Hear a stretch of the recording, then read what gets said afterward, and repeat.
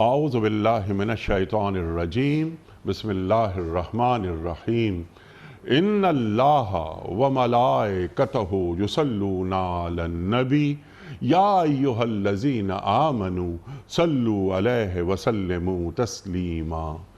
अल्लाहुम्मा सल्लि अला सय्यिदिना व नबिय्यिना व शफ़ीअना व मौलाना मुहम्मद व अला आले मुहम्मद व बारिक व सल्लिम। मोहतरम ख़वातीन व हज़रात, अस्सलामु अलैकुम। पयाम सुबह के साथ एक बार फिर हाजिर मैं हूँ आपका मेज़बान अनीक अहमद। कुरान करीम की मुख्तलिफ़ आयात पर रोज़ाना गुफ्तगू होती है। बाज़ मरतबा एक ही आयत में बहुत सारे मौज़ूआत, बहुत सारे निकात सामने आते हैं, तो एक ही आयत पर हमारे मुअज़्ज़ज़ मेहमान गुफ्तगू फरमाते हैं। बाज़ औक़ात 2, 3, 4 आयात को रोज़ाना हम गुफ्तगू में लाते हैं, माँ सिवाय जुमा और हफ्ता। जुमा और हफ्ता ये 2 दिन सवाल व जवाब के लिए मुख्तस हैं। आपके सवालात और हमारे अहद के एक जय्यद मुफ्ती साहब के जवाबात कुरान और सुन्नत की रोशनी में। ख़वातीन हज़रात, हम अक्सर एक बात कहते हैं और बार बार उसे दोहराते हैं कि अल्लाह ताला हमारे उलमा को सलामत रखे। तशरीफ़ लाते हैं, हमारी इल्मी कमी दूर करते हैं, हमें कुरान करीम से करीब कर देते हैं। ख़वातीन हज़रात, आज की आयत सूरह बकरा की आयत नंबर 208, एक छोटी सी आयत, बड़े बड़े मौज़ूआत। या अय्युहल्लज़ीना आमनू उदखुलू फ़िस्सिल्म काफ़ा, ए लोगो जो ईमान लाए हो वो दीन में पूरे के पूरे दाखिल हो जाओ। और ला तत्तबिऊ खुतवातिश शैतान इन्नहु लकुम अदुव्वुम मुबीन। अल्लाहु अकबर। वो शैतान के बनाए हुए जो रास्ते हैं उन पर ना चलो, वो तुम्हारा खुला दुश्मन है। ख़वातीन हज़रात, ये 2-3 बातें सामने लाने की कोशिश करेंगे, सीखेंगे कि पस मंज़र क्या है। पहले तो इस आयत का जो शान नुज़ूल है वो क्या है। बहुत सारे यहूदी मुसलमान हुए और मुसलमान होने के बावजूद वो तौरात के कुछ अहकामात पर अमल पैरा थे। उसमें ऊँटनी का गोश्त भी नहीं खाते थे, ऊँटनी का दूध भी नहीं पीते थे, वग़ैरह वग़ैरह। कुछ लोगों ने एतराज़ किया कि ये आप क्या करते हैं। उन्होंने कहा कि हम दोनों शरीयतों पर बैक वक्त चल सकते हैं और हमें इतनी ताकत है कि हम तौरात के अहकाम भी माने और कुरान करीम के भी अहकाम माने। तो ये आयत नाजिल हुई। एक और जो मुफस्सिरीन लिखते हैं कि मुनाफिकीन के जो रवैये हैं उन्हें देखते हुए ये आयत नाजिल हुई कि तुम दीन को मुनक़सिम ना करो, इधर भी हो उधर भी हो, ये रवैये ना रखो। या अय्युहल्लज़ीना आमनू उदखुलू फ़िस्सिल्म काफ़ा, यहाँ पर सिल्म पे भी कुछ बात करवाएंगे और काफ़ा पे भी बात करवाएंगे। सिल्म से क्या मुराद है, दीन है या अल्लाह और अल्लाह के रसूल सल्लल्लाहु अलैहि वसल्लम की कामिल इताअत। ला तत्तबिऊ खुतवातिश शैतान, शैतान की इत्तिबा ना करो। इत्तिबा, अब यहाँ पर इत्तिबा का जो लफ्ज़ आया है कुरान करीम में दीगर मकामात पर कहाँ कहाँ इत्तिबा का लफ्ज़ आया है, चंद मिसालें भी वो इंशाअल्लाह सामने आएंगी। कुल इन कुंतुम तुहिब्बूनल्लाह फत्तबिऊनी युहब्बिबकुमुल्लाह की बात कर आएंगे। फलन तबिया हुदाया फला खौफुन अलैहिम वला हुम यहज़नून। अल्लाह ताला कुरान करीम में फरमा रहा है, वलन तरदा अंकल यहूदो वलन नसारा हत्ता तत्तबिया मिल्लतहुम। अल्लाहु अकबर। अल्लाह के रसूल से मुखातबत हो रही है सल्लल्लाहु अलैहि वसल्लम से कि ये यहूद और नसारा आप से राज़ी नहीं होंगे उस वक्त तक जब तक कि आप इनकी मिल्लत की इत्तिबा ना करें। तो यहाँ पर ला तत्तबिऊ खुतवातिश शैतान से क्या मुराद है ये बताएंगे हमें मुफ्ती इरशाद अहमद एजाज साहब। ख़वातीन हज़रात, हमारे मुल्क का बहुत अहम नाम, साहिब निगाह, फ़ारिग़ तहसील दारुल उलूम कराची। जदीद मसाइल हों या कदीम मसाइल, गहरी निगाह रखते हैं आप। पयाम सुबह में तशरीफ़ लाते हैं और हमेशा हम मुफ्ती साहब से सीखते हैं। मुफ्ती साहब को खुश आमदीद कहते हुए प्रोग्राम का आगाज़ अल्लाह ताला के बाबरकत नाम से सूरह बकरा और आयत नंबर 208। औज़ु बिल्लाहि मिनश शैतानिर रजीम بسم اللہ الرحمن الرحیم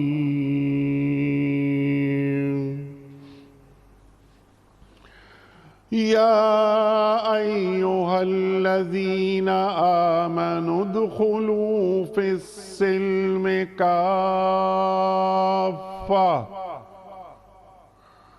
ولا تتبعوا خطوات الشیطان انہ لکم عدو مبین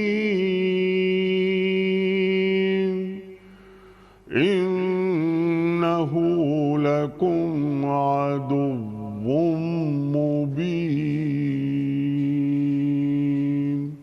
صدق اللہ العظیم۔ اے لوگو جو ایمان لائے ہو، تم پورے کے پورے اسلام میں آ جاؤ اور شیطان کی پیروی نہ کرو کہ وہ تمہارا کھلا دشمن ہے۔ صدق اللہ العظیم۔ محترم مفتی صاحب کی خدمت میں آج کے پروگرام کے حوالے سے پہلا سوال لگنے سے قبل کل کے پوچھے گئے سوال کا درست جواب اور آج کا سوال آپ کی خدمت میں۔ کل کا سوال یہ تھا کہ سورہ آل عمران میں کس مشہور غزوے کا ذکر ہے؟ درست جواب غزوہ احد۔ آج کا سوال نوٹ فرما لیجئے۔ مسجد قباء کا ذکر قرآن کریم کی کس صورت میں آیا ہے؟ مسجد قباء کا ذکر قرآن کریم کی کس صورت میں آیا ہے؟ سورۃ الاعراف میں یا سورۃ التوبہ میں یا سورہ متفففین میں؟ جو درست جواب آپ سمجھتے ہوں روانہ فرمائیے۔ ہمارے فون نمبرز ہیں 0092213452709۔ ہمارا دوسرا فون نمبر ہے 009221343009880۔ ہمارا ای میل ایڈریس ps@dunyatv.tv۔ ہمارا SMS کا نمبر 3031 اور ہمارا واٹس ایپ کا نمبر ہے 0092321825019 حضرت ارشاد فرمائیے سورہ بقرہ آیت نمبر 208 کیا فرما رہی ہے اور مخاطبت اہل ایمان سے ہو رہی ہے؟ سبحان اللہ سبحان اللہ۔ ارشاد۔ بسم اللہ الرحمن الرحیم نحمدہ ونصلی علی رسولہ الکریم اما بعد۔ انیق صاحب، جیسا کہ آپ نے اس کے تعارف میں یہ بات بیان فرمائی کہ اس آیت کا ایک پس منظر ہے، جی ہاں، اور دو طرح کی روایت ملتی ہیں۔ ایک روایت میں ملتا ہے کہ یہودیوں کے جو حضرات مسلمان ہوئے تھے، جی ہاں، بڑے علماء بھی تھے، جیسے تھے حضرت عبداللہ ابن سلام رضی اللہ عنہ، جی ہاں، تو یہ حضرات چونکہ اپنے مذہب میں ہفتے کے دن کی تعظیم کیا کرتے تھے، جیسے ہمارے یہاں جمعے کے دن کی تعظیم ہے، جی ہاں، تو ان کے دل میں خیال آیا، جس کے پیش نظر انہوں نے اللہ کے رسول صلی اللہ علیہ وسلم کی خدمت میں عرض کیا کہ جس طرح سے ہم اپنے مذہب میں اس دن کی تعظیم کرتے تھے، تو اگر ہم اسلام میں بھی اس کی تعظیم کرنے لگیں، یا اسی طریقے سے اس مذہب میں ہم کچھ چیزیں ترک کرتے تھے، مثلا اونٹ کا گوشت نہیں کھاتے تھے، تو اگر ہم اس مذہب میں آ کر اونٹ کا گوشت نہ کھائیں، کوئی کھانا فرض تو ہے نہیں کھائے، جیسے بہت سارے لوگ ہیں انہوں نے نہیں کھایا ہوتا اونٹ کا گوشت زندگی میں، تو ایک یہ پس منظر ہے۔ بعض حضرات نے منافقین کا بھی ذکر کیا، جیسا آپ نے بیان فرمایا کہ منافقین کا طریقہ کار یہ تھا کہ اللہ تعالیٰ نے ان کی خاص کیفیت بتائی ہے، مذبذبین بین ذالک لا الہ ہؤلاء ولا الہ ہؤلاء، کہ نہ ادھر کو ہوتے ہیں نہ ادھر کو ہوتے ہیں، نہ مومن ہوتے ہیں نہ کافر ہوتے ہیں۔ تو اللہ سبحانہ و تعالیٰ نے اس خاص کیفیت کے اوپر اس آیت میں بیان فرمایا ہے۔ پس منظر چاہے کوئی خاص واقعہ کیوں نہ ہو، لیکن قرآن کریم کا جو شان نزول کے اعتبار سے مفسرین نے لکھا ہے کہ اس کے اندر حکمت شاید کوئی ایک انفرادی یا کوئی خاص واقعہ ہو سکتا ہے جس کے پیش نظر وہ آیت اتری ہو، لیکن اس کے جو مضامین ہیں اور مفہوم ہے وہ عام ہوتے ہیں۔ جی ہاں، اس آیت میں اللہ سبحانہ و تعالیٰ جو مومنین کو خطاب کر کے ارشاد فرما رہے ہیں، یہ بڑی اہم بات ہے اور آج کے دور کے لحاظ سے اس کی بڑی ریلیونس ہے۔ اللہ تعالیٰ فرماتے ہیں کہ ایمان والوں، سلم سلامتی مراد یہاں پہ تمام مفسرین نے صحابہ کرام نے سلم سے مراد اسلام لیا، ادخلوا فی السلم کافہ، ٹھیک، اسلام میں پورے کے پورے داخل ہو جاؤ۔ پورے کے پورے داخل ہونے کا کیا مطلب ہے؟ اور آگے بات کتنی سخت فرمائی، ولا تتبعوا خطوات الشیطان، ٹھیک، شیطان کے نقش قدم پہ مت چلو، اس کی پیروی مت کرو، وہ تمہارا کھلا دشمن ہے۔ اس سے معلوم کیا ہوا؟ اس سے معلوم یہ ہوا کہ انسان کی طبیعت میں ایمان لانے کے بعد عقیدے کو ٹھیک کرنے کے بعد دو تین طرح کی خرابیاں ہو سکتی ہیں۔ ایک خرابی یہ ہو سکتی ہے کہ وہ کسی نفسانی خواہش کے تحت دین کے کسی تقاضے پہ عمل نہ کرے۔ ایک خرابی یہ ہو سکتی ہے کہ وہ کسی خاص پس منظر کی وجہ سے دین کے ایک خاص تقاضے پہ عمل نہیں کرنا چاہتا، جیسے یہودی علماء تھے یا کوئی خاص قوم سے تعلق ہے۔ اگر ہم اس کی مثال لیں کہ انبیاء کرام کے جب واقعات آتے ہیں تو ان میں آتا ہے حضرت لوط علیہ السلام کا واقعہ آتا ہے کہ ان کو کہا گیا کہ آپ نکلیں، لیکن آپ کی جو بیوی ہیں ان کی ہمدردیاں قوم کے ساتھ تھیں۔ حالانکہ اصول کیا تھا کہ جب اللہ کا ایک حکم آ گیا تو ان کی ہمدردی قوم کے ساتھ نہیں رہنی چاہیے تھی، لیکن ایک خاص تعلق کی وجہ سے ہمدردی ادھر تھی، تو وہ اسی کیفیت میں تو اللہ سبحانہ و تعالیٰ کو ایک کیفیت پسند نہیں کہ جب تم ایمان لے آئے ہو تو پھر اللہ تعالیٰ ایمان کی کیا کیفیت چاہتا ہے۔ وہ قرآن کریم میں دوسری جگہ بیان فرمایا کہ لا تجد قوما یؤمنون باللہ والیوم الآخر یوادون من حاد اللہ ورسولہ۔ اے نبی، آپ ان لوگوں کو جو اللہ اور اس کی اور یوم آخرت پر ایمان لائے ہیں، آپ ان لوگوں کو ایسا نہیں پائیں گے کہ وہ ان سے محبت رکھیں جو اللہ اور اس کے رسول کے دشمن ہوں، وَلَوْ كَانُوا آبَاءَهُمْ او ابناءہم او اخوانہم او عشیرتہم، چاہے ان کے باپ ہوں، اولاد ہوں، بھائی ہوں یا قبیلے کے لوگ ہوں۔ یعنی اللہ تعالیٰ ایمان کی یہ کیفیت مانگ رہا ہے کہ جب ایک دفعہ ایمان لے آئے تو جتنے بھی تعلقات ہیں، چاہے وہ خاندان کی بنیاد، خون کی بنیاد پر ہو، نسل کی بنیاد پر ہو، کسی ماضی کے پس منظر کی بنیاد پر ہو، وہ اگر اسلام سے متصادم ہے تو ان سے آپ نے براءت کا اظہار کرنا ہے، تعلق چھوڑ دینا ہے۔ اور اگر یہ تعلق آپ نہیں چھوڑتے تو پھر حضرت ابراہیم علیہ السلام کی جو ایک سنت بیان فرمائی کہ لقد کانت لکم فی ابراہیم حسنۃ اسوۃ حسنۃ، کہ حضرت ابراہیم علیہ السلام کی کہ طرز عمل میں آپ کے لیے ایک بڑا نمونہ عمل ہے، اور پھر اس کے اندر تفصیل ہے کہ آپ نے اگر غیر مسلم ہیں تو ان کے ساتھ کیسا تعلق رکھنا ہے، رشتہ دار ہیں، قوم کے لوگ ہیں۔ یہاں پر اللہ سبحانہ و تعالیٰ ایک اصول بیان فرما رہے ہیں، جب آپ اسلام میں داخل ہو گئے، مومن ہو گئے آپ، تو پھر اب اس کے بعد کوئی چیز جو کہ خدا اور اس کے رسول کے لائے ہوئے نظام سے خارج ہے، اس کے ساتھ آپ کا محبت کا تعلق نہیں ہونا چاہیے۔ اس کے ساتھ آپ کا ایسا تعلق نہ ہو یوادون من حاد اللہ ورسول، اللہ اور اس کے رسول کے دشمن ہیں۔ یہ اللہ کے نبی صلی اللہ علیہ وسلم ایک حکم لے کر آ گئے، اس نے پچھلی شریعت کو منسوخ کر دیا ہے، اب وہ گیا، ختم معاملہ، اب اس کے اوپر عمل نہیں ہوگا۔ تو یہ ایک سخت ہدایت ہے، اور آج کے دور کے حوالے سے ہم دیکھتے ہیں تو یہ بڑی خاص ہدایت ہے کہ ہیں تو ہم مومن، اور اس ہدایت کا تعلق اس سے آیت سے بھی جڑتا ہے، وَمَن لَّمْ يَحْكُم بِمَا أَنزَلَ اللَّهُ فَأُولَٰئِكَ هُمُ الْكَافِرُونَ، دوسری جگہ فرمایا فَأُولَٰئِكَ هُمُ الظَّالِمُونَ، تیسری جگہ فرمایا أُولَٰئِكَ هُمُ الْفَاسِقُونَ، جس کو انشاءاللہ ابھی پروگرام میں گفتگو بڑھتی ہے تو اس کے ساتھ بھی۔ تو اصل اس میں ترغیب کیا ہے، جب ایمان لائے ہو تو اوپر سے نیچے تک ایمان لاؤ، تمہارا عقیدہ ہو، تمہارا عمل ہو، تمہاری عبادت ہو۔ آخر کیوں اللہ سبحانہ و تعالیٰ اپنے نبی سے کہہ رہے ہیں کہ آپ اعلان کیجئے، قل، آپ اعلان کیجئے، ان صلاتی و نسکی و محیای و مماتی، میری نماز، میری عبادت، میرا سونا، میرا جاگنا، زندگی، موت، ہر چیز اللہ کے لیے۔ مقصد یہ ہے اس بات کا کہ اللہ تعالیٰ نے آخر وقت میں ایک مذہب اتارا، اسلام، اور اس کے تحت تمام نظام حیات کی چیزیں عطا فرما دیں، عبادات، سماجیات، سیاسیات، معاشیات، اور نبی صلی اللہ علیہ وسلم ہر چیز لے کر آئیں۔ اور اس کے باوجود اگر ایک شخص ایسا چاہتا ہے کہ وہ اپنے ماضی کا کوئی تعلق ہے، کوئی نسلی تعلق ہے، کوئی قبیلے کا تعلق ہے، اس رسم کو برقرار رکھے، تو یہ بات قابل قبول نہیں۔ اسی وجہ سے آپ دیکھتے ہیں کہ علماء کرام، یعنی عالم اسلام کی جو چند اقدار، مسلمانوں کی جو چند اقدار ہیں، ان میں سے ایک قدر مسلمانوں میں مشترکہ ہر جگہ پائی جاتی ہے کہ جو دین پر چلنے والے لوگ ہیں ان کو اکثر کہا جاتا ہے کہ علاقائی اور قبائلی اور نسلی رسومات کو آپ اپنے دین کے لیے آڑ نہیں بننے دیں گے۔ اس کی وجہ یہی ہے، ادخلوا فی السلم کافہ، کہ جی ہمارے یہاں فلاں رسم چلے آ رہی ہے، آپ کی رسم کا اعتبار نہیں ہے، اگر دین کے کہیں تقاضے سے ٹکرائے گی تو وہ رسم کالعدم ہوگی، چاہے آپ کے یہاں وہ کتنی بھی چلی آ رہی ہے۔ تو یہ جو آیت ہے یہ بڑی ہمہ جہت اور بہت سے پہلوؤں پر مشتمل ہے، جس میں اللہ سبحانہ و تعالیٰ تلقین فرما رہے ہیں ادخلوا فی السلم کافہ، پورے کے پورے داخل ہو جاؤ، ابتدا سے انتہا تک، عقیدے میں، عمل میں، قول میں، فعل میں، ہر چیز میں، وہ سیاست ہو، سماج ہو، اقتصادیات ہو، معاشرت ہو،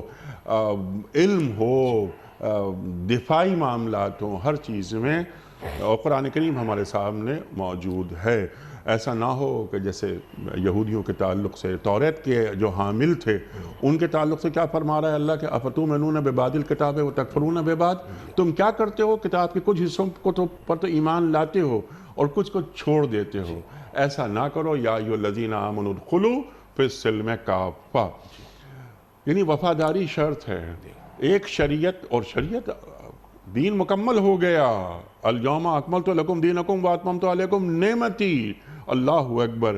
کسی رسول نے، کسی پیغمبر نے دین کے مکمل ہونے کا اعلان نہیں کیا ما سوائے محمد مصطفیٰ احمد مجتبیٰ صلی اللہ علیہ وآلہ وسلم کے۔ یعنی وفاداری منقسم نہیں ہو سکتی۔ ٹھیک ہے مفتی صاحب، اب سوال آپ کی خدمت میں، جیسا کہ آپ نے بات فرمائی، اول سے آخر، ابتدا سے انتہا تک دین میں داخل ہونا ہے مکمل۔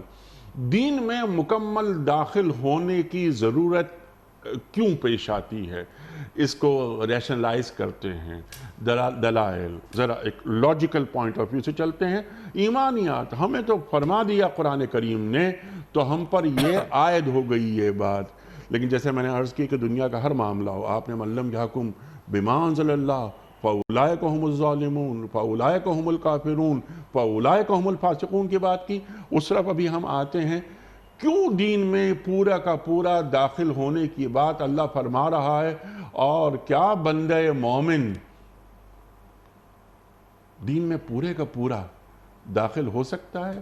یا ایھا الذین آمنوا اتقوا اللہ حق تقاتہ، اللہ اکبر، ارشاد۔ دیکھیے انیس صاحب، اس کے ایک بڑا منطقی مطالبہ ہے۔ ہمارے دین کا جو مطالبہ ہے، اللہ سبحانہ و تعالیٰ جو مطالبہ فرما رہے ہیں، بہت منطقی مطالبہ ہے۔ جی، ہم خود دیکھتے ہیں دنیا میں، ہم ایک ملک میں رہتے ہیں، ہم پاکستان میں رہتے ہیں، اگر ہم دنیا کے کسی اور ملک میں جاتے ہیں تو وہاں کے ہمیں تقاضا ہوتا ہے وہاں پہ اترتے ہی کہ اس ملک کے اندر رائج قوانین کا آپ کی پاسداری کریں گے، law of the land, law of the land کی کریں گے۔ حالانکہ ایک چھوٹی سی زمین ہے، خطہ زمین ہے، نہ ان کا خدا کی طرح کا اقتدار ہے۔ آپ کو اپنے جہاں سے آپ آئے ہیں یا جو اپنے ساتھ عمل لے کر آئے ہیں، اس کی اجازت اس وقت تک کرنے کی ہے جب تک کہ وہ وہاں کے قانون سے متصادم نہ ہو۔ اگر متصادم ہو تو وہ کہتے ہیں آپ نہیں کر سکتے۔ تو اگر ہمارا دین ہم سے ایک مطالبہ کرتا ہے، تو ایک تو منطقی مطالبہ دین کا یہ کہ جب اللہ نے دین اتار دیا اور ساری چیزیں مکمل کر دیں اور اتمام نعمت کا اعلان کر دیا، دعویٰ کر دیا، اب آپ کو کیا ضرورت پیش آ رہی ہے کہ آپ کسی ایسے دین پر عمل کریں یا اس کی کیسی جزیات پر عمل کریں جو کہ پچھلا دین ہے، اور وہ شریعت، پچھلی شریعت جو کہ منسوخ ہو چکی ہے۔ یہ ایک اہم بات ہے کہ ہمارے یہاں فقہائے کرام نے اور محدثین مفسرین نے اس موضوع پر پوری بحث کی ہے، جس کو ہم شرائع من قبلنا کے تحت کرتے ہیں، کہ جو پچھلی امتیں ہیں ان کی شریعت کے بعض احکام ایسے ہیں جو آج بھی جاری ہیں۔ تو اس میں ہم یہی دیکھتے ہیں کہ اللہ کے نبی صلی اللہ علیہ وسلم نے اگر اس سے تعرض نہیں فرمایا، منع نہیں کیا، ہمارے دین سے متصادم نہیں ہے۔ مثال کے طور پہ حضرت یوسف علیہ السلام کے واقعے میں آتا ہے کہ جب ان کے والد اور ان کے بھائی جب پہنچے ان کے پاس، بادشاہ جب وہ بن چکے تھے اور سارے معاملات انتہا تک پہنچے، تو اللہ تعالیٰ نے ان کا ذکر کیا ہے کہ وَخَرُّوا لَهُ سُجَّدًا، تو انہوں نے ان کو سجدہ کیا۔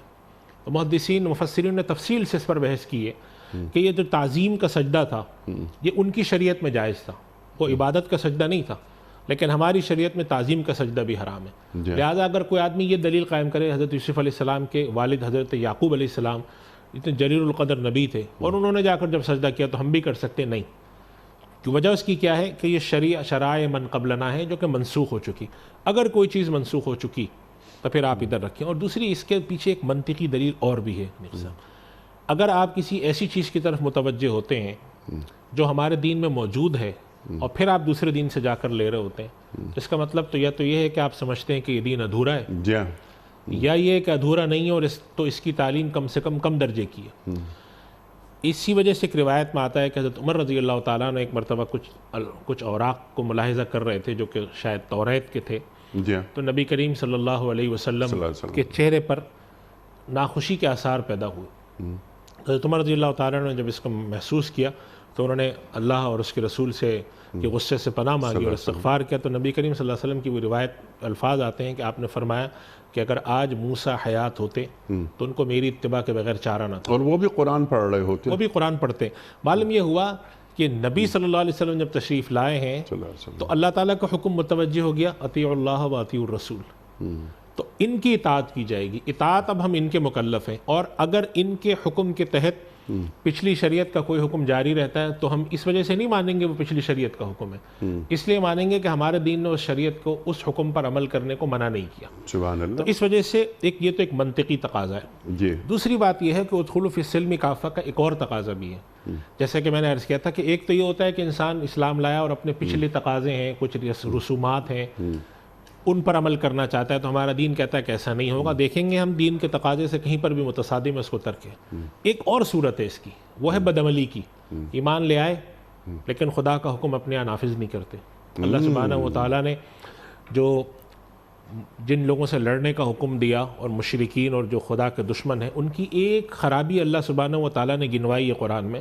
اللہ تعالیٰ فرماتے ہیں کہ لا یحرمون ما حرم اللہ ورسولہ، اللہ اور اس کے رسول جس چیز کو حرام قرار دیتے ہیں، جس چیز کو ناپسند کرتے ہیں، جس چیز کو معاشرے میں سے نکالنے کا حکم دیتے ہیں، یہ لوگ اس چیز کو حرام نہیں سمجھتے. یعنی اللہ اور اس کے رسول کے مقابلے میں چنانچہ دیکھیں نا، جو لوگ سود کھاتے ہیں ان سے اعلان جنگ ہے.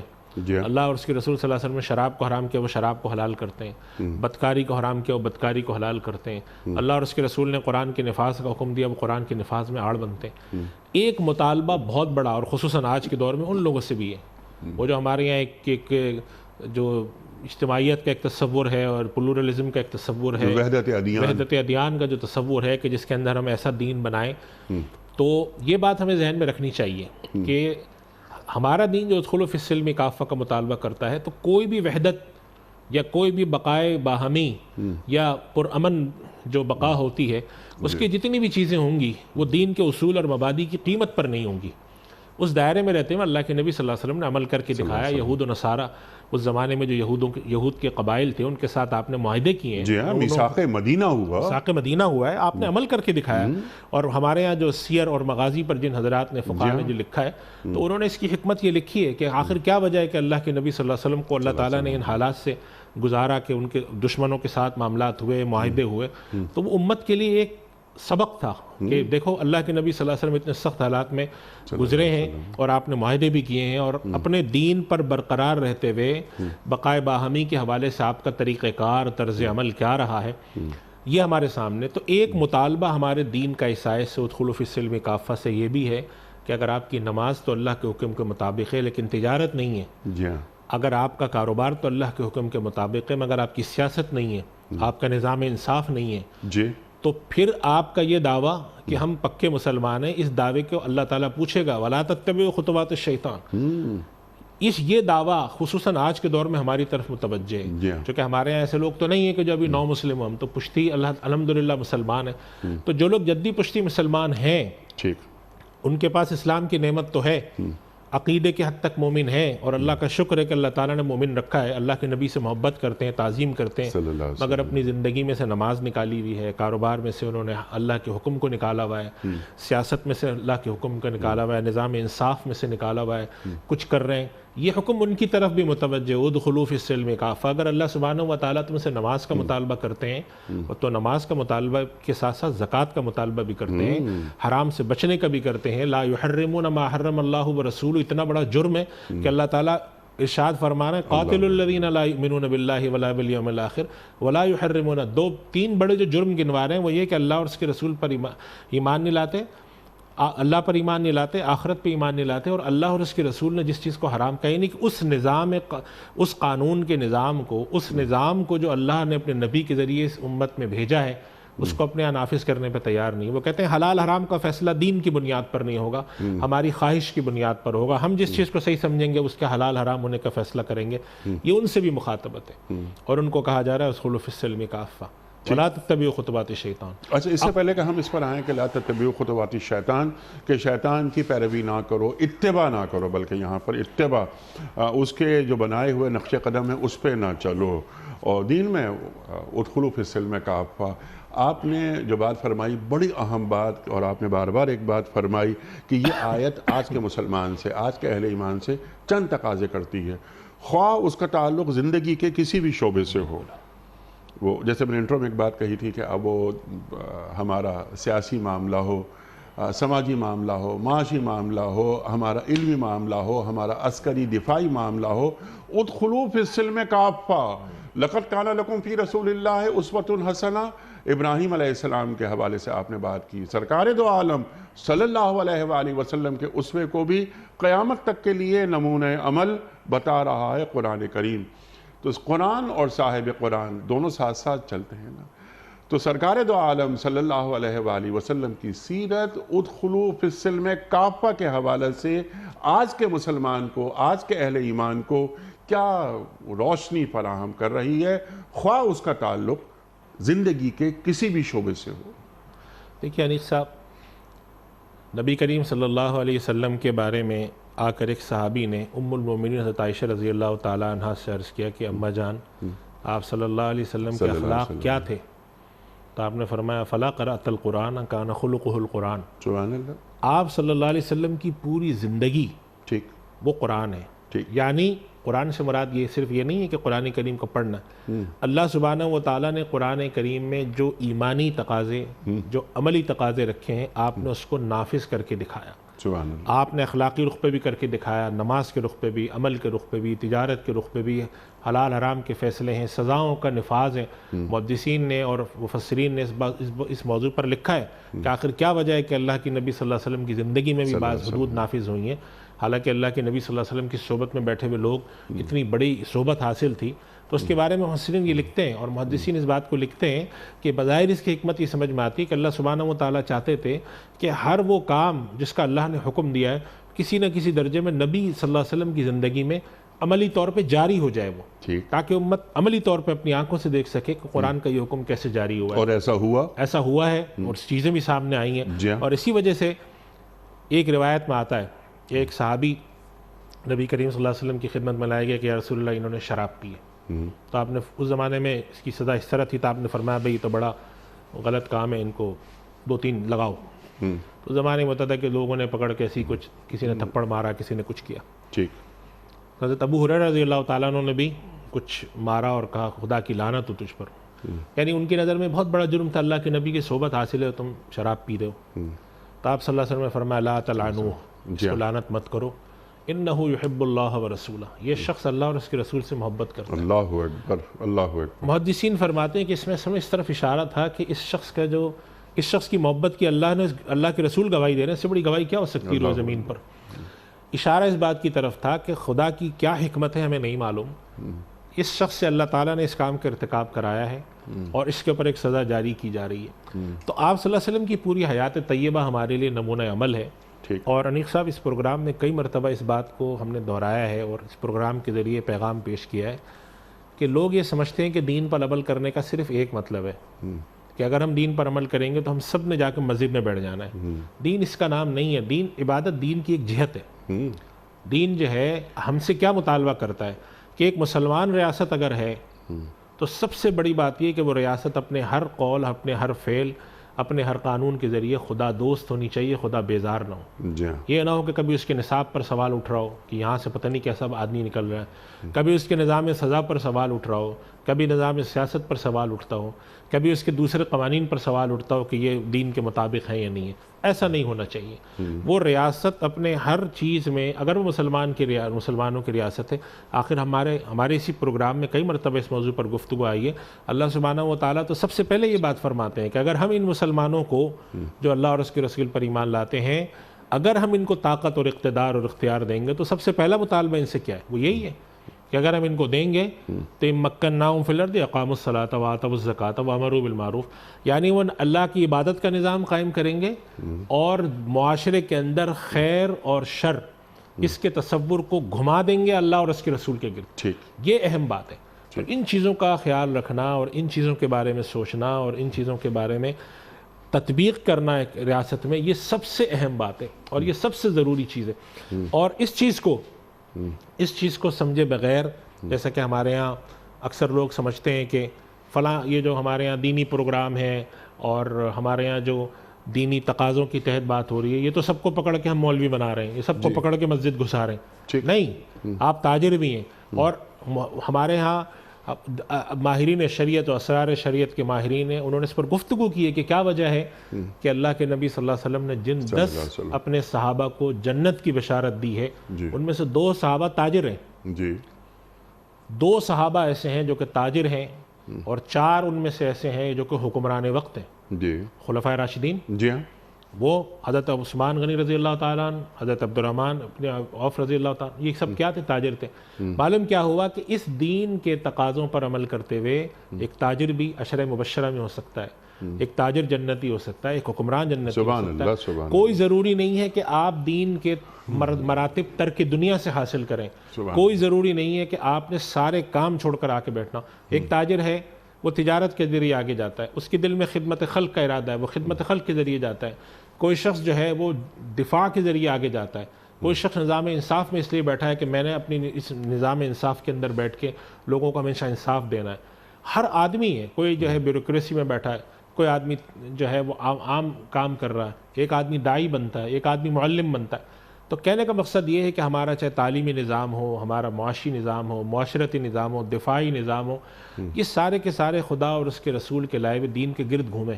یہ مطلب کوئی نہیں کہتا کہ ہر آدمی مسجد میں آ کے بیٹھ جائے، صبح شام مسجد میں گزارے، ایسا نہیں ہے۔ ہر آدمی اپنے شعبے میں رہے، خدا بیزار معاشرہ نہ ہو، خدا بیزار ریاست نہ ہو، خدا بیزار قوانین نہ ہو۔ یہ مطلب ہے اس خلوف السلم کافہ۔ اور اگر کوئی شخص خدا پر ایمان لانے کے باوجود تقاضا یہ کرتا ہے کہ ہم خدا کے لائے ہوئے حکم کو نہ مانیں، تو اللہ تعالیٰ فرماتے ہیں وَلَا تَتَّبِعُوا خُطُوَاتِ الشَّيْطَانِ، شیطان کے نقش قدم پہ مت چلنا، اور صاف صاف فرماتے ہیں تمہاری بھلائی کی باتیں اِنَّهُ لَكُمْ عَدُوٌّ مُبِينٌ، ٹھیک ہے، وہ دشمن ہے تمہارا۔ اور اس بات کو دوسری طرف وہی جو ہم نے آیت ابھی پڑھی اشارہ فرما دیا کہ اگر ایسا ہے کہ تم وَمَن لَّمْ يَحْكُم بِمَا أَنزَلَ اللَّهُ، اللہ کے حکم کو نافذ نہیں کرتے، اور تمہارا عقیدہ بھی یہی ہے کہ حکم نافذ کرنے کے قابل نہیں، تو پھر تو تم کفر کے درجے پہ ہو۔ اور اگر عمل تمہارا صرف یہ ہے، مانتے ہو کہ صحیح ہے لیکن نافذ صحیح نہیں کرتے، تو تم ظالم ہو۔ اور اگر مانتے ہو لیکن نافذ کرنے کے اندر بہت ڈھیل سے لیت و لال سے کام لیتے ہو، تو تم فاسق ہو۔ تینوں درجے بیان کر دیے۔ ادخلوا فی السلم کافہ سے مطالبہ ہے کہ اگر تم فاسق ہو تو فاسق نہ رہو، ظالم ہو تو ظالم نہ رہو، کافر ہو تو کافر نہ رہو۔ تو یہ ایک بہت ہی منطقی اور دین کی جامعیت کے تحت آنے والا مطالبہ ہے جو کہ اللہ سبحانہ و تعالیٰ فرماتے ہیں۔ اور جیسا کہ میں نے عرض کیا کہ اس آیت کا پس منظر یہ ہے کہ صحابہ اکرام جلیل القدر صحابہ جو کہ یہودیوں کے بڑے علماء تھے جو مسلمان ہوئے، ان کے دل میں یہ خیال آیا تھا۔ تو اللہ سبحانہ و تعالیٰ کا یہ آیت کا پس منظر جو ہے، صحابہ اکرام رضوان اللہ علیہ مجمعین جو کہ بڑے صحابہ میں سے ہیں، ان کے دل میں آنے والا ایک خیال ہے۔ معلوم ہو کہ اللہ سبحانہ و تعالیٰ نے اس خیال کو جو صحابہ کے دل میں تھا، اس کو باقاعدہ قرآن کریم میں ایک آیت اتار کے اس کے ذریعے وضاحت فرمائی۔ معلوم یہ ہوا کہ اللہ تعالیٰ کو اس قسم کی دوئی، اس قسم کی جو ادھورا پن اور اس طرح کی چیزیں پسند نہیں ہیں۔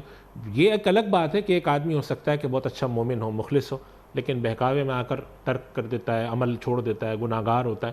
ایک الگ بحث ہے کہ ہر آدمی گناہ گار ہے۔ اللہ کے نبی صلی اللہ علیہ وسلم فرماتے ہیں تم میں سے ہر شخص خطا کار ہے، معصوم کوئی بھی نہیں ہے، لیکن خطا کاروں میں اچھے وہ ہیں جو کہ اللہ کی طرف رجوع کرنے والے، خیر الخطائین التوابون، رجوع کرتے ہیں اللہ کی طرف۔ یہ کیفیت اگر معاشرے میں ہے تو وہ سمجھے خدا دوست معاشرہ ہے، خدا کو وہ معاشرہ پسند ہے، اللہ تعالیٰ اس معاشرے کی مدد بھی کرتا ہے۔ وَلَوْ أَنَّهُمْ أَقَامُوا التَّوْرَاةَ وَالْإِنْجِيلَ وَمَا أُنزِلَ إِلَيْهِمْ لَأَكَلُوا مِنْ فَوْقِهِمْ وَمِنْ تَحْتِ أَرْجُلِهِمْ، اللہ تعالیٰ فرماتے ہیں کہ یہ توریت اور انجیل کو نافذ کرتے تو آسمانوں سے بھی رزق ملتا، زمین سے بھی رزق ملتا۔ سبحان اللہ۔ یہ کیفیت اللہ سبحانہ و تعالیٰ کو مطلوب ہے۔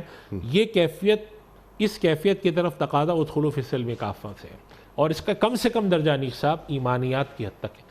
اگر آپ سے کوئی کام نہیں ہو رہا دین کا، تو آپ عقیدے کی حد تک سمجھیں کہ یہ کام صحیح ہے۔ ہم سے اگر کسی وجہ سے ہمارے معاشرے ہمارا معاشی نظام صحیح نہیں ہے تو آپ کے دل میں درد ہو کہ یہ صحیح ہونا چاہیے۔ یہ نہ ہو کہ آپ بیٹھ کے اس غلطی کو جسٹیفائی کرنے لگیں۔ اگر ایسا کرنے لگیں تو لا تتبعوا خطوات الشیطان براہ راست ہم سے تقاضا کر رہا ہے غلطی کو جسٹیفائی کہ قرآن کریم کا جو احکام ہے، جیسے ابھی آپ نے بات فرمائی سود، مثال کے طور پر سود، فَإِن لَمْ تَفْعَلُوا فَأَذِنُوا بِحَرْبٍ مِّنَ اللَّهِ وَرَسُولِهِ، قرآن کریم ارشاد فرما رہا ہے، بار بار تنبیہات کے بعد آخری آیت، آخری تنبیہ کہ دیکھو اگر تم اب بھی ایسا کرو گے تو اللہ اور اللہ کے رسول صلی اللہ علیہ وآلہ وسلم سے تمہاری جنگ ہے۔ ٹھیک ہے، لیکن آج اپنی غلطی کو مان لینا، جواز نہیں ڈھونڈنا، کوئی تعویل لے کے نہیں آنا، ریشنلائز کیا جاتا ہے جناب والا اب وہ سود ہے ہی نہیں جو قرن اولیٰ میں ہوا کرتا تھا، آج تو یہ رننگ فائنینس ہے وغیرہ وغیرہ وغیرہ، آپ ہم سے زیادہ جانتے ہیں۔ ایک بات یہ، میرا سوال ایک تو یہ ہوگا کہ کیا یہ دین سے بغاوت نہیں ہے؟ ایک سوال میرا یہ۔ جب آپ گفتگو فرما رہے تھے آپ نے الذین مکناہم فی الارض اقاموا الصلاۃ وآتوا الزکوٰۃ کی بات کی اور سورہ حج آیت نمبر 41 وغیرہ وغیرہ بہت ساری باتیں ہوئیں.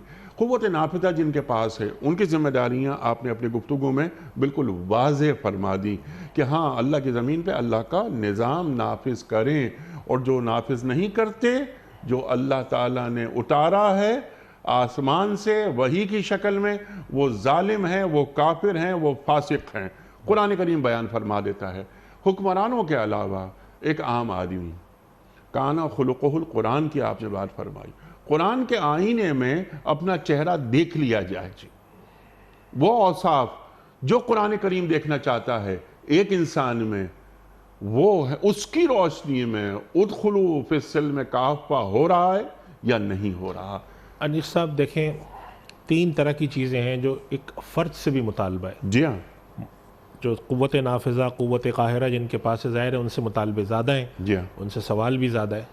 لیکن ایک فرد کی حیثیت سے 3 طرح کی چیزیں جو ہم سے مطالبہ ہے: عبادات، معاملات اور معاشرت یعنی اخلاقیات کا سلسلہ. جی ہاں، ہم سے یہ پوچھا جائے گا کہ عبادت کرنا، اللہ کا حق ادا کرنا، چاہے اس کا تعلق نماز سے ہو، اس کا تعلق روزے سے ہو، اس کا تعلق زکوٰۃ سے ہو، اس کا تعلق حج سے ہو، اس میں ہم کس حد تک اللہ کی طرف متوجہ تھے. ٹھیک. نمبر 2، معاملات. ہم جو لین دین کرتے ہیں، ایک دوسرے کے ساتھ معاملات کرتے ہیں، وراثت کی تقسیمیں کرتے ہیں، کاروبار میں شراکت کرتے ہیں، یہ معاملات ہمارے کس حد تک دین کے مطابق تھے؟ اس کے اندر ہم کیا خیانت کرتے تھے؟ کیا دوسرے کے معاملات کو شفافیت کے بغیر کرنے کی کوشش کرتے تھے؟ اور تیسری ہے ہماری معاشرت. ٹھیک. آپ نے جو فرمایا کان خلقہ القرآن، کہ اللہ کے نبی صلی اللہ علیہ وسلم جس طرح کا معاشرہ دیکھنا چاہتے ہیں، ایک دوسرے کا خیر خواہ، خیرکم خیرکم لأہلہ والا معاشرہ، خیر الناس من ینفع الناس والا معاشرہ، اور وہ معاشرہ کے جس کے اندر ہر آدمی ایک دوسرے کا خیر خواہی کرتا ہو، دوسرے کو نقصان نہ پہنچاتا ہو. ایک حدیث شریف میں آتا ہے ایک مومن دوسرے مومن کا بھائی ہے، وہ اس کو ضائع نہیں کرتا اور اس کی حفاظت کرتا ہے. کیا یہ معاشرہ ہم قائم کر رہے ہیں؟ افراد کی سطح پہ کر رہے ہیں؟ ہم جو ہے وہ اپنے خاندان کی سطح پہ کر رہے ہیں؟ بچوں کو یہ سکھا رہے ہیں؟ کیا ہم یہ سکھا رہے ہیں، یہ لوٹ کھسوٹ سکھا رہے ہیں، یا ہم یہ سکھا رہے ہیں کہ کوئی بات نہیں، آج کل کرپشن تو عام سی باتیں چلتی ہے، سب چلتی ہے؟ کیا یہ سکھا رہے ہیں؟ تو اگر ہماری معاشرت ہمارے اخلاقیات کے تحت ہونے میں کوئی کسی قوت قاہرہ کی ضرورت نہیں ہے. ٹھیک. اسی وجہ سے ہم یہ کہتے ہیں کہ فرد کی حیثیت سے مطالبہ ہم سے یہ ہے کہ جو ہم دین اپنے بچوں کو سکھا سکتے ہیں، اور ہمارے شعبے کا دین، ٹھیک. ایک میڈیکل کا جو ڈاکٹر ہے اس کے شعبے کا دین طب سے تعلق رکھتا ہے، تاجر کے شعبے کا دین تجارت سے تعلق رکھتا ہے، معلم کے ساتھ، داعی کا داعی کے دعوت کے ساتھ، اس حد تک وہ دین کو کتنا نافذ کر رہے ہیں، اس حد تک وہ اپنے یہاں معاملات کرنے میں کتنے شفاف ہیں، اس حد تک وہ لین دین کرنے میں اور چیزوں کو صاف رکھنے میں کس حد تک کلیئر ہیں. یہ ہم سے دین کا ایک بنیادی مطالبہ ہے. اور جو آپ نے بالکل صحیح اشارہ فرمایا کہ ہم ہر بات کو اٹھا کر کہہ دیتے ہیں حکومت کو یہ کرنا چاہیے، جو منصب پہ لوگ بیٹھے ہیں ان کو کرنا چاہیے. بالکل ان سے دین کا مطالبہ ہے، دین کا بھی مطالبہ ہے، اخلاقی مطالبہ بھی ہے، قانونی مطالبہ بھی ہے. لیکن ہم سے بھی مطالبہ ہے کہ ہم اپنے معاملات میں کس قدر صحیح ہیں، کیا غلطی کرنے کی کوشش کرتے ہیں، جھوٹ کیوں بولنے کی کوشش کرتے ہیں، دھوکہ دہی کیوں کرتے ہیں، غیر ضروری طور پر ایک دوسرے کے ساتھ معاملات کو غیر واضح رکھنے میں، لین دین کرنے میں کوئی لکھت پڑھت نہیں کرتے، حقوق ضائع کرنے کا ہم کوئی اہتمام نہیں رکھتے، ایک دوسرے کی حق تلفی میں معافی تلافی کے غیبتوں کا بازار گرم کر رکھا ہے، عبادات کے اندر کمزوری ہیں، حلال حرام کے کھانے پینے کا فرق. یہ کس نے روکا ہے آپ کو؟ کس نے کہا ہے آپ سے کہا حرام؟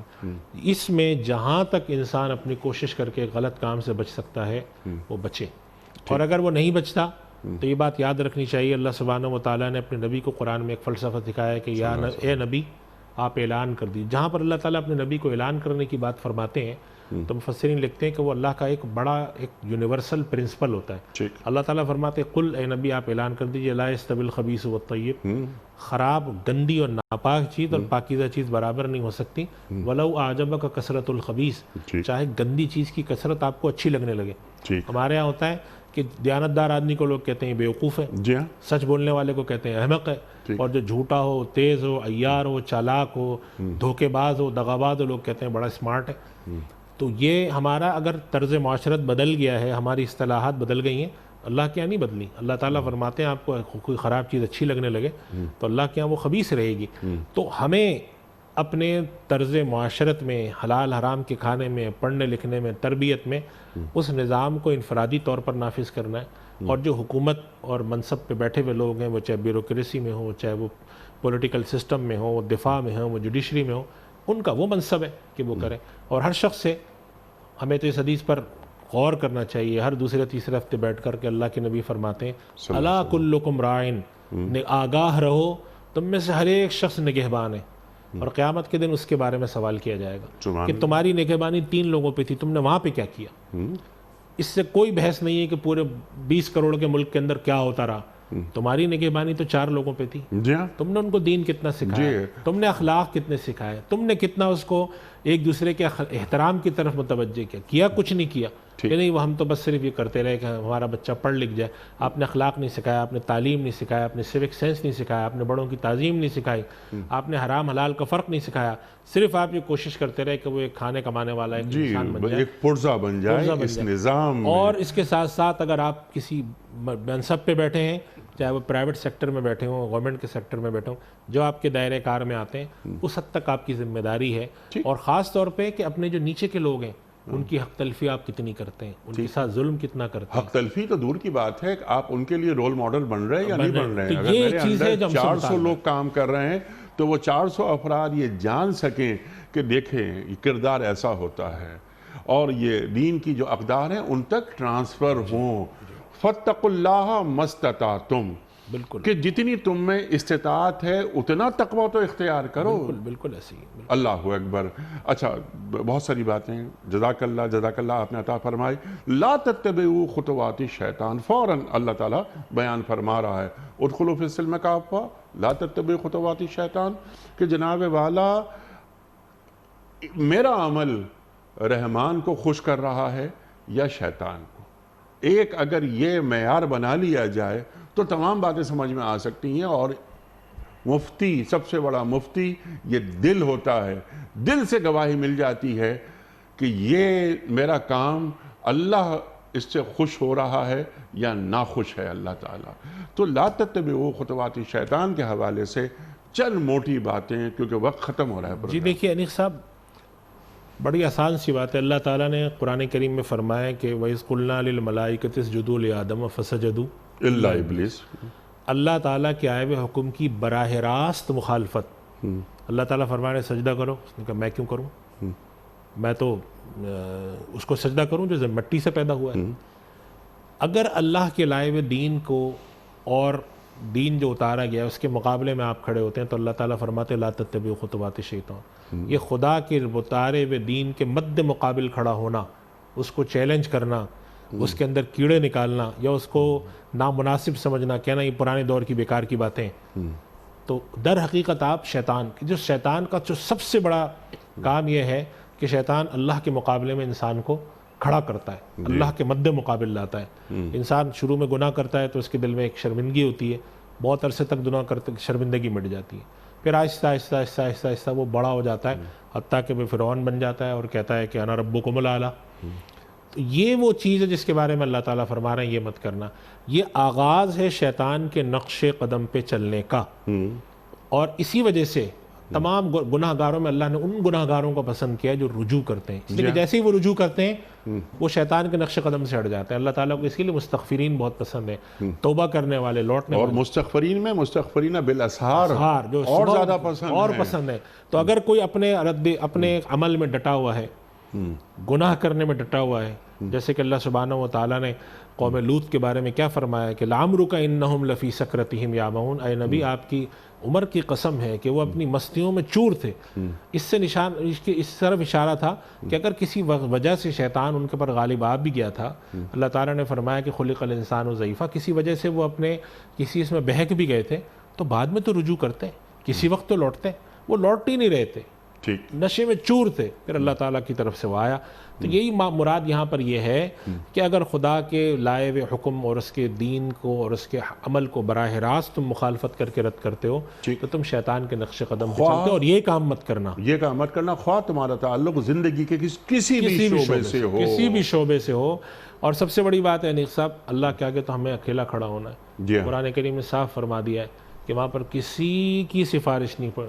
قرآن کریم میں اس کی یہی صاف نشانی بنائی گئی ہے کہ لا خلۃ ولا شفاعہ. اس دن نہ کوئی دوستی کام آنی ہے، نہ کوئی واسطہ کام آنا ہے، نہ کسی کا کوئی آپ کو لحاظ اور مروت کام آنا، اللہ کے آگے کھڑا ہونا. تو ہمیں اس خیال کرتے ہوئے ہمیں دین کے پر جہاں تک چل سکتے ہیں جتنا، اور وہ جو آپ نے بات کی وہ سب سے اہم بات ہے، فاتقوا اللہ ما استطعتم. جی جو آپ کر سکتے ہیں اتنا تو کریں، ٹھیک. جتنا بھی کر سکتے ہیں. اللہ تعالیٰ آپ کی استطاعت پوچھے گا اور اللہ ہم سے زیادہ جانتا ہے. اگر ہم نے استطاعت کے مطابق کوشش کی، اور وہ بات جو کہ ہم ہمیشہ سے پڑھتے اور سنتے چلے آئے، تمام جتنے بھی عالم اسلام کے بڑے داعی اور بزرگ گزرے انہوں نے سکھایا کہ اللہ آپ سے کوشش کا مطالبہ کرتا ہے، نتیجے کا نہیں. نتیجہ تو اس کے اپنے ہاتھ میں ہے. ٹھیک. قرآن کریم میں اللہ تعالیٰ نے کیا فرمایا، وَأَن لَيْسَ لِلْإِنسَانِ إِلَّا مَا سَعَى جی وَأَنَّ سَعْيَهُ سَوْفَ يُرَى. اس کو وہ ملے گا جو اس نے کوشش کی، اور اس کی کوشش کو دیکھا جائے گا. ثُمَّ يُجْزَاهُ الْجَزَاءَ الْأَوْفَىٰ. پھر اس کی جزا. کوشش کرتا رہا انسان، نہیں کامیاب ہوا، اللہ تعالیٰ دیکھیں کوشش کی، ٹھیک ہے، کوشش کی تھی اس نے، جزا مل جائے گی. اور اگر کوشش نہیں کی، نیت نہیں تھی، جیسے کہ اللہ تعالیٰ نے منافقین اور مشرکین مکہ کے، منافقین جب مشرکین مکہ کے مقابلے میں نکلنے لگے تو وہ بیٹھے رہے، تو اللہ تعالیٰ نے فرمایا لو ارادوا الخروج لاعدوا له عدہ. اگر نکلنے کی نیت ہوتی تو کچھ تیاری تو کرتے. تو یہی اللہ سبحانہ و تعالیٰ دیکھتا ہے کہ اگر آپ کی نیت ہے، کچھ تو کیا، جس درجے کا آپ کو اختیار تھا اس کے دائرے میں رہتے ہوئے کیا پھر اللہ کی مدد بھی شامل ہو جاتی ہے. مدد آتی ہے، پھر کہ مدد آتی ہے کہ یہ شخص خود برائی سے نکلنا چاہ رہا ہے، ورنہ فلما زاغوا ازاغ اللہ قلوبہم. اللہ تعالیٰ فرماتا ہے ان کے دل ٹیڑھے ہو گئے تھے، انہوں نے کر لیے تھے تو پھر ہم نے بھی ان کے دل ٹیڑھے کر دیے. اچھا، یہاں پر ایک لفظ جو میں نے انٹرو میں ایک بات کہنے کی کوشش کی تھی کہ یہاں لا تتبعوا خطوات الشیطان، تتبعوا اتباع. قل ان کنتم تحبون اللہ فاتبعونی یحببکم اللہ. اللہ اکبر. ولن ترضى عنك اليهود جی ولن النصارى حتى تتبع ملتهم. 2 منٹ ہیں جی. تتبع خطوات اس کی جو اصطلاح ہے قرآن کی، تو اس کے لغوی معنی تو خطو، جب انسان چلتا ہے کہیں، اگر آپ ریت پر چلتے ہوئے جا رہے ہو تو پیر کا نشان پڑتا ہے. جی ہاں. اگر ایک آدمی اسی نشان پر پاؤں رکھتا ہوا چلے تو اس طریقہ کار کو کہا جاتا ہے کہ اس آدمی نے اس کی خطوات کی اتباع کی. یہ تعبیر ہے قرآن کریم کی، اور اس سے مراد قرآن کریم رہتا ہے کہ جو شیطان کر رہا ہے وہی کرنا. اتباع کا مفہوم ہے اسی کے دیکھا دیکھی وہی کرنا، جو وہ کر رہا ہے اسی کے نقش قدم، جس کے لیے اردو میں ہم اصطلاح کرتے ہیں، استعمال کرتے ہیں، کسی کے نقش قدم پہ چلنا. اتباع خطوات. اللہ سبحانہ و تعالیٰ نے اتباع کا حکم نبی کے بارے میں دیا، قل ان کنتم تحبون اللہ فاتبعونی. اتباع کے لیے جو ہمارے لیے اللہ سبحانہ و تعالیٰ نے نمونہ عمل جو ہمارے لیے سمبل رکھا ہے، وہ اللہ کے نبی کی ذات ہے. ان کی اتباع کا حکم دیا، شیطان کی اتباع سے منع کیا، اپنے خواہشات نفس کی اتباع سے منع کیا، برے لوگوں کی اتباع سے منع کیا، نبی کی اتباع کا حکم دیا. تو نبی کی اتباع معمور من اللہ ہے، اور شیطان کی، خواہشات نفس کی، اپنے نفس کی، برے لوگوں کی اتباع جو ہے اس سے روکا گیا ہے، کیونکہ وہ بھی شیطان کے چیلے ہیں، وہ شیطان کے چیلے، وہ شیطان کے ایجنٹ ہیں، وہ شیطان کے نقش قدم پہ چلنے والے ہیں. وہ نقش قدم پر شیطان کے چلتے بھی ہیں اور چلوانا بھی چاہتے ہیں. بالکل. تو جیسے آپ نے بات کہی کہ ایک حزب اللہ ہے اور ایک حزب الشیطان ہے، تو اولئک حزب اللہ جو قرآن کریم اللہ سبحانہ تعالیٰ سورہ مجادلہ میں فرماتے ہیں. تو حزب اللہ کے بارے میں اللہ نے منہج متعین کر دیا کہ اگر کوئی شخص چاہتا ہے کہ وہ اللہ سے محبت کرے تو نبی کی اتباع کر لے، اور پھر ان کے مقابلے میں جتنے بھی ہیں اور وہ جو مد مقابل آتے ہیں پھر وہ حزب الشیطان. سبحان اللہ، سبحان اللہ، کہ وہ نبی کی صلی اللہ علیہ وآلہ وسلم کی اتباع کرے. دین نام ہی ہے اللہ کے رسول سے وفاداری کا، صلی اللہ علیہ وآلہ وسلم. مفتی صاحب میں آپ کا بڑا ممنون، بڑا شکر گزار، آپ تشریف لائے. خواتین و حضرات، ہمارے علماء اللہ سلامت رکھے انہیں، تشریف لاتے ہیں، ہماری علمی کمی کو دور فرما دیتے ہیں، قرآن کریم سے ہمیں قریب کر دیتے ہیں. وقت یہاں مکمل ہوا. بہت ساری گفتگو قل ان کنتم تحبون اللہ فاتبعونی یحببکم اللہ کے حوالے سے بھی ہو سکتی ہے، اور بہت ساری آیات زیر بحث آئیں، ان کو بھی کھولا جا سکتا تھا، لیکن وقت محدود ہے. یہاں مکمل ہوا ہمارے آج کے پروگرام کا وقت. کسی اور پروگرام میں ان تمام نکات پر بات کروائیں گے اپنے کسی بھی مہمان سے، اور سیکھیں گے کہ قرآن کریم ہمیں کہاں دیکھنا چاہتا ہے اور ہمیں کیسا دیکھنا چاہتا ہے. کوئز. کل کا سوال یہ تھا کہ سورہ آل عمران میں کس مشہور غزوے کا ذکر ہے؟ درست جواب غزوہ احد. آج کا سوال نوٹ فرما لیجئے. مسجد قباء کا ذکر قرآن کریم کی کس سورت میں آیا ہے؟ سورہ اعراف میں، یا سورہ توبہ میں، یا سورہ مطففین میں؟ جو درست جواب آپ سمجھتے ہوں روانہ فرمائیے. ہمارے فون نمبرز ہیں 00922134527 009. ہمارا دوسرا فون نمبر ہے 009221343000980. ہمارا ای میل ایڈریس ps@dunyatv.tv. ہمارا SMS کا نمبر 3031 اور ہمارا واٹس ایپ کا نمبر ہے 0092321825019 حضرت ایک پرچی نکال کر اعلان فرما دیجئے آج کے ونر کون ہیں؟ ان کا نام ہے منا چاچڑ اور یہ ہے مسلم کالونی ڈھرکی. منا چاچڑ MINNA منا چاچڑ ڈھرکی سے. ڈھرکی سے. منا چاچڑ صاحبہ آپ کی خدمت میں دنیا ٹی وی کی جانب سے دینی کتب پر مشتمل گفٹ ہیمپر آپ کے گھر بذریعہ کوریئر روانہ کیا جا رہا ہے. آپ کو بہت بہت مبارک ہو. اختتام ہوتا ہے پیام صبح کا روزانہ ایک قول پر اور وہ قول ہوتا ہے صاحب نہج البلاغہ امیر المومنین حضرت علی مرتضیٰ کرم اللہ وجہہ کا.